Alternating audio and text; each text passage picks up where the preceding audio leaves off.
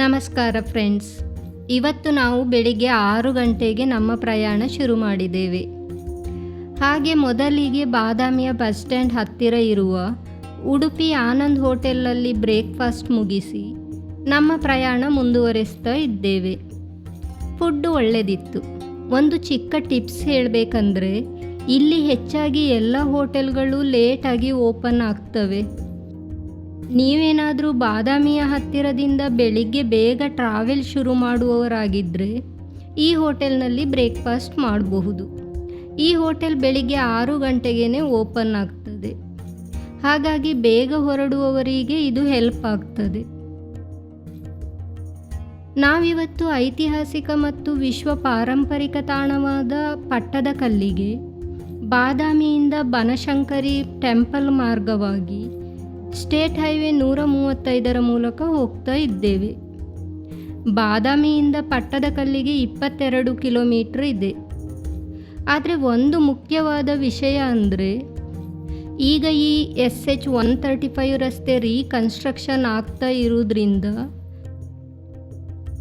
ರಸ್ತೆ ಅಷ್ಟು ಚೆನ್ನಾಗಿಲ್ಲ. ರಸ್ತೆ ಡಾಮರನ್ನು ಕಂಪ್ಲೀಟಾಗಿ ತೆಗೆದಿದ್ದಾರೆ ಮತ್ತು ಹೆಚ್ಚಿನ ಕಡೆಗಳಲ್ಲಿ ರಸ್ತೆ ಪೂರ್ತಿಯಾಗಿ ಅಗೆದಿರುವುದರಿಂದ ಪ್ರಯಾಣ ಕಷ್ಟ ಮತ್ತು ನಿಧಾನವಾಗಬಹುದು. ನಾವು ಪಟ್ಟದಕಲ್ಲಿಗೆ ಹೋಗ್ತಾ ಇರುವುದು ಜನವರಿ 27, 2026. ಈಗ ರಸ್ತೆ ಕೆಲಸ ಮುಗ್ದಿದೆಯೋ ಇಲ್ವೋ ಗೊತ್ತಿಲ್ಲ. ಸೊ ನೀವೇನಾದರೂ ಈಗ ಪಟ್ಟದಕಲ್ಲಿಗೆ ಹೋಗುವ ಪ್ಲಾನ್ ಮಾಡಿದರೆ ಲೋಕಲ್ ಜನರಿಂದ ಮಾಹಿತಿ ಕೇಳಿ ಹೋಗಬಹುದು, ಅಥವಾ ಆಲ್ಟರ್ನೇಟಿವ್ ರೋಡ್ನಲ್ಲಿ ಹೋಗೋದು ಉತ್ತಮ.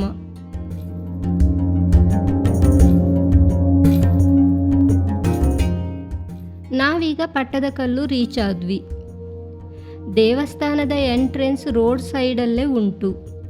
ಒಂದು ಚಿಕ್ಕ ಇನ್ಫಾರ್ಮೇಷನ್ ಏನಂದರೆ, ನೀವು ಗೂಗಲ್ ಮ್ಯಾಪ್ ಹಾಕ್ಕೊಂಡು ಬಂದರೆ ಅದು ನಿಮ್ಮನ್ನು ಅಲ್ಲಿಯ ಹತ್ತಿರದ ಊರಿನ ಒಳಗೆ ಕರ್ಕೊಂಡು ಹೋಗಿ ನಿಲ್ಲಿಸ್ತದೆ. ಹಾಗಾಗಿ ಪಟ್ಟದಕಲ್ಲು ಮೇನ್ ರೋಡಲ್ಲಿ ರೈಟ್ ಟರ್ನ್ ಆದ ತಕ್ಷಣ ದೇವಸ್ಥಾನದ ಎಂಟ್ರೆನ್ಸ್ ಕಾಣಿಸ್ತದೆ. ಅಲ್ಲಿಯೇ ರಸ್ತೆ ಸೈಡಲ್ಲಿ ಫ್ರೀಯಾಗಿ ಕಾರ್ ಪಾರ್ಕ್ ಮಾಡಿ ದೇವಸ್ಥಾನಕ್ಕೆ ಹೋಗಬಹುದು. ಇಲ್ಲಿ ಪ್ರತ್ಯೇಕವಾಗಿ ಪಾರ್ಕಿಂಗ್ ಏರಿಯಾ ಇಲ್ಲ.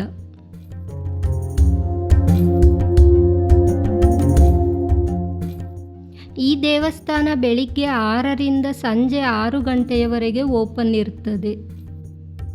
ಪ್ರವೇಶ ಶುಲ್ಕವಾಗಿ ಪ್ರತಿ ವ್ಯಕ್ತಿಗೆ 40 ರೂಪಾಯಿ ಟಿಕೆಟ್ ಇರ್ತದೆ.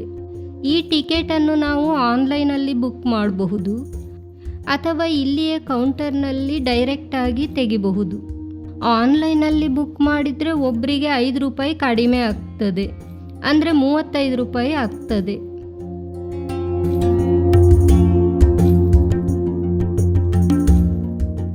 ಒಳಗೆ ಎಂಟರಾಗಿ ಮುಂದೆ ನೋಡಿದ ಕ್ಷಣಕ್ಕೆ ನಿಜವಾಗಿಯೂ ಮೈ ರೋಮಾಂಚನವಾಗುತ್ತದೆ.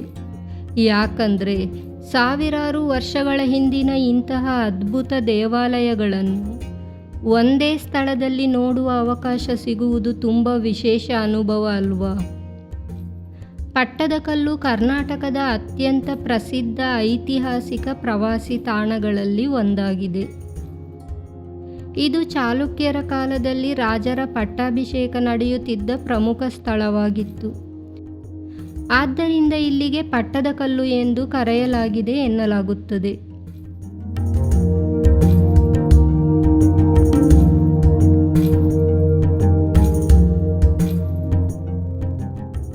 ಇಲ್ಲಿ ಕಾಣಸಿಗುವ ದೇವಾಲಯಗಳು ಕ್ರಿಸ್ತಶಕ 7ನೇ ಮತ್ತು 8ನೇ ಶತಮಾನದಲ್ಲಿ ನಿರ್ಮಾಣಗೊಂಡಿದ್ದು ಚಾಲುಕ್ಯ ವಾಸ್ತುಶಿಲ್ಪದ ಅದ್ಭುತ ಉದಾಹರಣೆಯಾಗಿದೆ.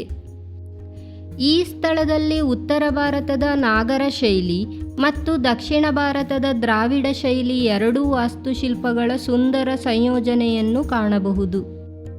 ಪಟ್ಟದಕಲ್ಲಿನಲ್ಲಿ ಒಟ್ಟು 10 ಪ್ರಮುಖ ದೇವಾಲಯಗಳಿವೆ. ಇದರಲ್ಲಿ 9 ಹಿಂದೂ ದೇವಾಲಯಗಳು ಮತ್ತು ಜೈನ ದೇವಾಲಯವನ್ನು ಒಳಗೊಂಡಿದೆ. ಅವುಗಳಲ್ಲಿ ವಿರೂಪಾಕ್ಷ ದೇವಸ್ಥಾನ, ಮಲ್ಲಿಕಾರ್ಜುನ ದೇವಸ್ಥಾನ, ಕಾಶಿ ವಿಶ್ವನಾಥ ದೇವಸ್ಥಾನ ಮತ್ತು ಸಂಗಮೇಶ್ವರ ದೇವಸ್ಥಾನ ಅತ್ಯಂತ ಪ್ರಸಿದ್ಧವಾಗಿವೆ.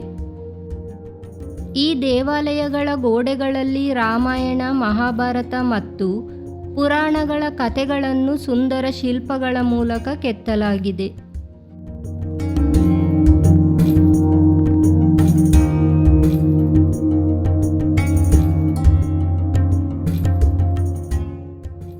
ಇದು ಏಕಶಿಲಾ ಕಂಬ ಮತ್ತು ಇದನ್ನು 8ನೇ ಶತಮಾನದಲ್ಲಿ ಕೆತ್ತಲಾಗಿದೆಯಂತೆ. ಇದರಲ್ಲಿ ಸಿದ್ಧಮಾತ್ಮಕ, ಕನ್ನಡ, ತೆಲುಗು ಲಿಪಿಗಳಲ್ಲಿರುವ ಸಂಸ್ಕೃತ ಶಾಸನ ಇದೆಯಂತೆ. ಅಲ್ಲೇ ಪಕ್ಕದಲ್ಲಿ ಡೀಟೇಲ್ಸ್ ಎಲ್ಲ ಕ್ಲೀನಾಗಿ ಮೆನ್ಷನ್ ಮಾಡಿದ್ದಾರೆ.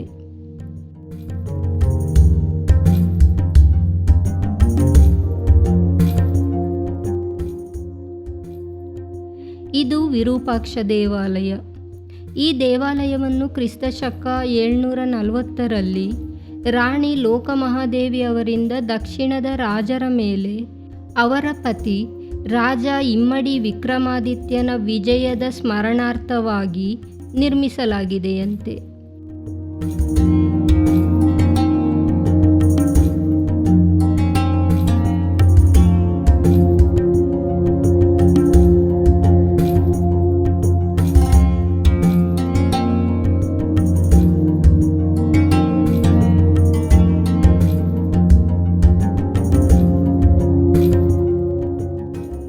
ದೇವಸ್ಥಾನಗಳ ಮೇಲ್ಛಾವಣಿಯಲ್ಲಿ ಕೂಡ ಅದ್ಭುತವಾದ ಶಿಲ್ಪಕಲೆಗಳನ್ನು ನೋಡಬಹುದು.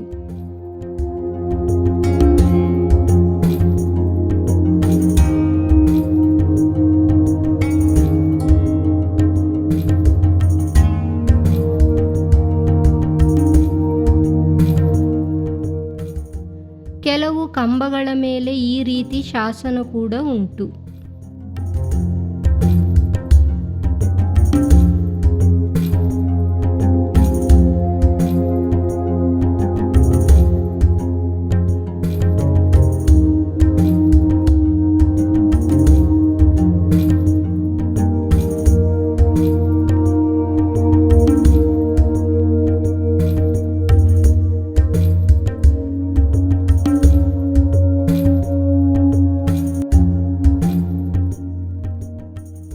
ದೇವಸ್ಥಾನದ ಒಳಗೆ ದೊಡ್ಡ ಶಿವಲಿಂಗ ಇದೆ. ಗರ್ಭಗುಡಿಯ ಮೇಲ್ಛಾವಣಿ ಮತ್ತು ಸುತ್ತಲಿನ ಗೋಡೆಗಳು ಕೂಡ ವಿವಿಧ ಶಿಲ್ಪಕಲೆಗಳಿಂದ ಅಲಂಕಾರಗೊಂಡಿದೆ.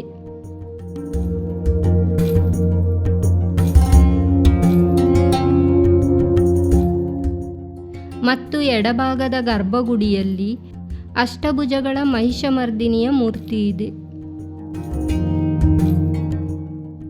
ಇಲ್ಲಿ ಒಟ್ಟು 18 ಕಂಬಗಳಿವೆ ಮತ್ತು ಇವುಗಳ ಮೇಲೆ ಸಮುದ್ರ ಮಂಥನ, ಸೀತಾದೇವಿ ಅಪಹರಣ, ಇಂದ್ರನೊಡನೆ ಹೋರಾಡಿ ಅಮೃತ ತರುವ ಗರುಡ, ಭಗೀರಥನ ತಪಸ್ಸು, ಕಾಳಿಯ ಮರ್ದನ ಮೊದಲಾದ ಕಥಾ ನಿರೂಪಣ ಶಿಲ್ಪಕಲೆಗಳಿವೆಯಂತೆ.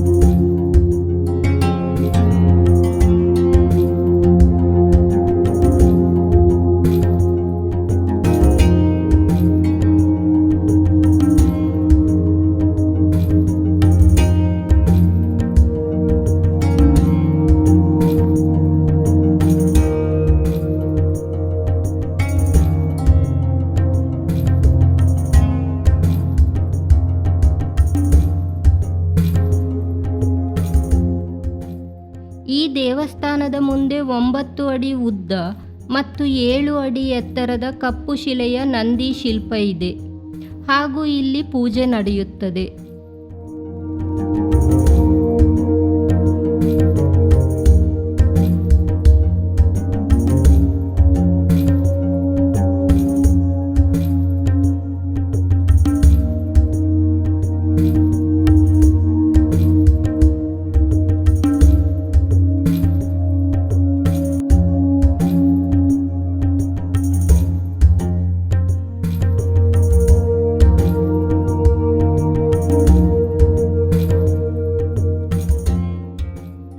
ಈ ದೇವಸ್ಥಾನದ ಸೈಡಲ್ಲಿ ತುಂಬ ಚಿಕ್ಕ ಚಿಕ್ಕ ಗುಡಿಗಳಿವೆ.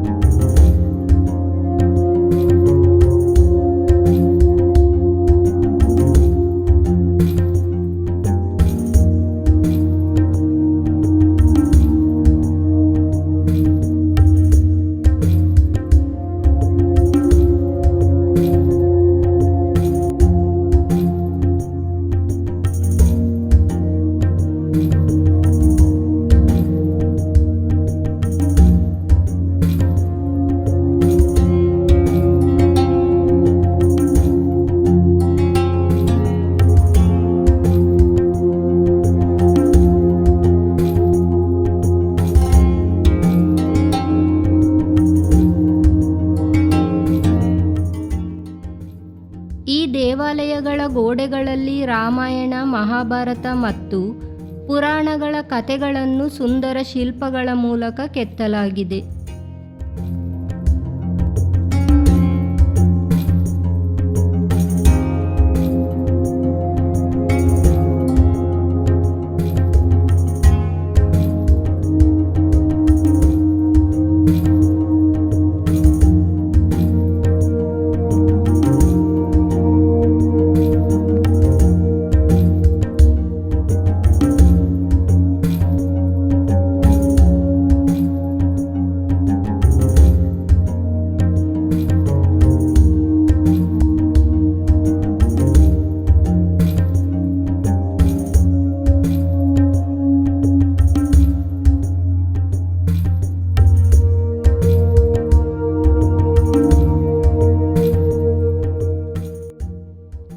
ಇದು ಮಲ್ಲಿಕಾರ್ಜುನ ದೇವಸ್ಥಾನ.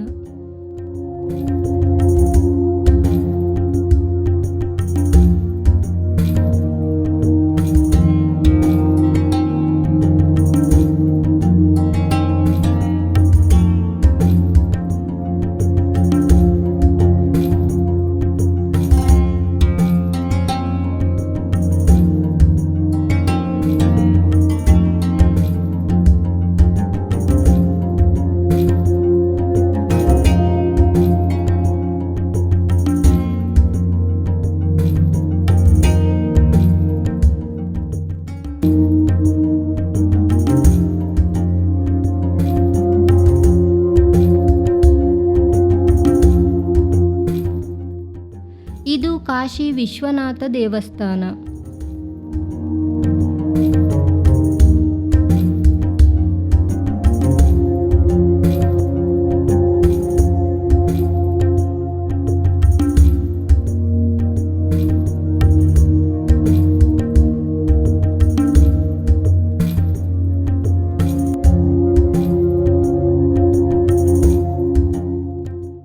ಇದು ಚಾಲುಕ್ಯ ವಂಶದ ಕೊನೆಯ ಹಂತದಲ್ಲಿ ನಿರ್ಮಾಣವಾದ ದೇವಾಲಯವಂತೆ ಮತ್ತು ಈ ದೇವಸ್ಥಾನದ ಗರ್ಭಗುಡಿಯ ಮೇಲ್ಭಾಗದ ಗೋಪುರವು ರೇಖಾ ನಾಗರ ಶೈಲಿಯಲ್ಲಿ ಇದೆಯಂತೆ.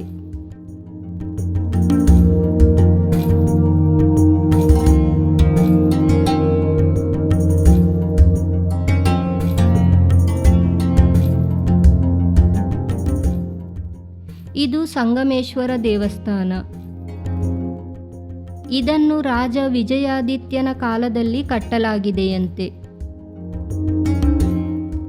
ಇದರ ಗರ್ಭಗುಡಿಯಲ್ಲಿ ಶಿವಲಿಂಗ ಇದೆ ಮತ್ತು ಮೇಲ್ಭಾಗದ ಶಿಖರವು ದ್ರಾವಿಡ ಶೈಲಿಯಲ್ಲಿ ಇದೆಯಂತೆ.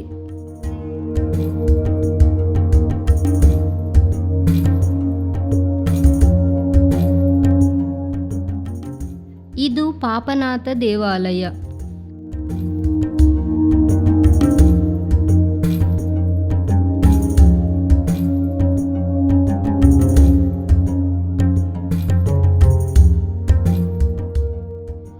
ಇಂದಿಗೂ ಸಾವಿರಾರು ಪ್ರವಾಸಿಗರು ಮತ್ತು ಇತಿಹಾಸ ಪ್ರೇಮಿಗಳು ಈ ಸ್ಥಳಕ್ಕೆ ಭೇಟಿ ನೀಡಿ ಚಾಲುಕ್ಯರ ಕಾಲದ ವಾಸ್ತುಶಿಲ್ಪ ಮತ್ತು ಶಿಲ್ಪಕಲೆಯ ಅದ್ಭುತವನ್ನು ಅನುಭವಿಸುತ್ತಾರೆ. ಪಟ್ಟದಕಲ್ಲು ಕೇವಲ ದೇವಸ್ಥಾನಗಳ ಸಮೂಹವಲ್ಲ, ಇದು ನಮ್ಮ ಭಾರತದ ಶ್ರೀಮಂತ ಸಂಸ್ಕೃತಿ ಮತ್ತು ಇತಿಹಾಸವನ್ನು ಹೇಳುವ ಜೀವಂತ ಸಾಕ್ಷಿಯಾಗಿದೆ. ಇಲ್ಲಿರುವ ದೇವಾಲಯಗಳ ಶಿಲ್ಪಕಲೆ ಮತ್ತು ವಾಸ್ತುಶಿಲ್ಪ ನೋಡಿದಾಗ ಆ ಕಾಲದಲ್ಲಿ ಕಲಾವಿದರ ಕೌಶಲ್ಯ ಎಷ್ಟು ಅದ್ಭುತವಾಗಿತ್ತು ಅನ್ನೋದನ್ನು ನಾವು ಸುಲಭವಾಗಿ ಊಹಿಸಬಹುದು. ನಿಮಗೆ ಕರ್ನಾಟಕದ ಇತಿಹಾಸ ಮತ್ತು ಪ್ರವಾಸದಲ್ಲಿ ಆಸಕ್ತಿ ಇದ್ದರೆ ಪಟ್ಟದಕಲ್ಲು ಖಂಡಿತವಾಗಿ ಭೇಟಿ ನೀಡಬೇಕಾದ ಸ್ಥಳವಾಗಿದೆ. ಈ ವಿಡಿಯೋ ನಿಮಗೆ ಇಷ್ಟವಾಗಿದ್ದರೆ ಲೈಕ್ ಮಾಡಿ ಹಾಗೂ ನಿಮ್ಮ ಸ್ನೇಹಿತರೊಂದಿಗೆ ಶೇರ್ ಮಾಡಿ. ಇಂತಹ ಇನ್ನಷ್ಟು ಮಾಹಿತಿಗಾಗಿ ನಮ್ಮ ಚಾನಲನ್ನು ಸಬ್ಸ್ಕ್ರೈಬ್ ಮಾಡಿ. ಇನ್ನೊಂದು ವಿಡಿಯೋದಲ್ಲಿ ಇನ್ನೊಂದು ಅದ್ಭುತ ಐತಿಹಾಸಿಕ ಸ್ಥಳದೊಂದಿಗೆ ಭೇಟಿಯಾಗೋಣ. ಧನ್ಯವಾದಗಳು.